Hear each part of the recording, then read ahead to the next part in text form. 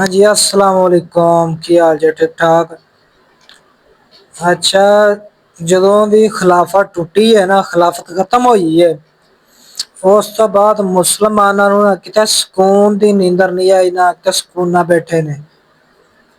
ਹਰ time ਇਹਨਾਂ ਦਾ ਕੋਈ ਨਾ ਕੋਈ ਮਸਲਾ ਬਣਿਆ ਹੀ ਰਹਿੰਦਾ ਹੈ। ਕਦੀ ਇੱਧਰ ਜੰਗ ਲੱਗ ਗਈ, ਕਦੀ ਇੱਧਰ ਲੱਗ ਗਈ। ਕੋਈ ਨਾ ਕੋਈ ਮੁਲਕ ਮੁਸਲਮਾਨਾਂ ਦਾ ਜੰਗੀ ਹਾਲਾਤ ਚ ਰਹਿੰਦਾ ਹੀ ਰਹਿੰਦਾ ਹੈ। ਹੁਣ ਫਲਸਤੀਨ ਬੜੇ ਅਰਸੇ ਤੋਂ ਜੰਗੀ ਹਾਲਾਤ ਦੇ ਵਿੱਚ ਆ, ਹਮਾਸ ਆ। ਤੇ ਕੀ ਵਜ੍ਹਾ ਹੈ? ਸਾਡੀ ਕੀ ਕਮਜ਼ੋਰੀ ਆ ਜਿਹੜੀ ਤਾਂ ਕਿ ਸਾਡਾ ਜੰਗ ਹਰ ਟਾਈਮ ਮਸਲਤ ਹੀ ਰਹਿੰਦੀ ਹੈ। ਜੰਗ ਮੁਸਲਮਾਨਾਂ ਤੋਂ ਟਲਦੀ ਨਹੀਂ। ਐਸੀ ਕਿਹੜੀ ਕਮਜ਼ੋਰੀ ਹੈ ਤਾਂ ਕਿ ਜਿਹੜੀਆਂ ਜੰਗਾਂ ਜਿਹੜੀਆਂ ਨੇ ਇਹ ਮੁਸਲਮਾਨਾਂ ਦੇ ਸਿਰ ਤੇ 24 ਘੰਟੇ ਮੰਡਾਉਂਦੀਆਂ ਰਹਿੰਦੀਆਂ ਨੇ, ਸਿਰ ਤੇ ਐ ਹੀ ਰਹਿੰਦੀਆਂ ਨੇ।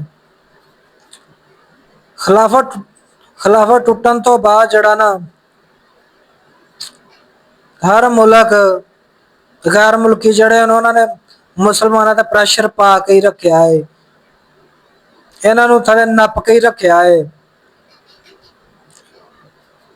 ਤੇ ਕੁਛ ਸਾਡੇ ਹੁਕਮਰਾਨਾਂ ਦੀਆਂ ਵੀ ਗਲਤੀਆਂ ਨੇ, ਕੁਝ ਜਿਹੜੇ ਸਾਡੀਆਂ ਆਪਣੀਆਂ ਵੀ ਗਲਤੀਆਂ ਨੇ। ਇਸ ਵਜ੍ਹਾ ਤੋਂ ਤੱਕ ਜਿਹੜਾ ਨਾ ਅਸੀਂ ਗੈਰ ਮੁਲਕੀਆਂ ਦੇ ਥੱਲੇ ਲੱਗੇ ਰਹਿੰਦੇ ਹਾਂ, ਬਾਹਰਲੀਆਂ ਤਾਕਤਾਂ ਦੇ। ਤਾਂ ਕਿ ਉਧਰੋਂ ਸਾਡੇ ਕੋਲ ਜਿਹੜੇ ਨੇ ਪੜ੍ਹੀ ਲਿਖੀ ਆਵਾਮ ਦਾ ਵੀ ਬਹੁਤ ਖਸਾਰਾ ਹੈ, ਸਾਇੰਸਦਾਨਾਂ ਦਾ ਵੀ ਬਹੁਤ ਖਸਾਰਾ ਹੈ ਸਾਡੇ ਕੋਲ, ਉਹ ਵੀ ਬਹੁਤ ਘੱਟ ਨੇ।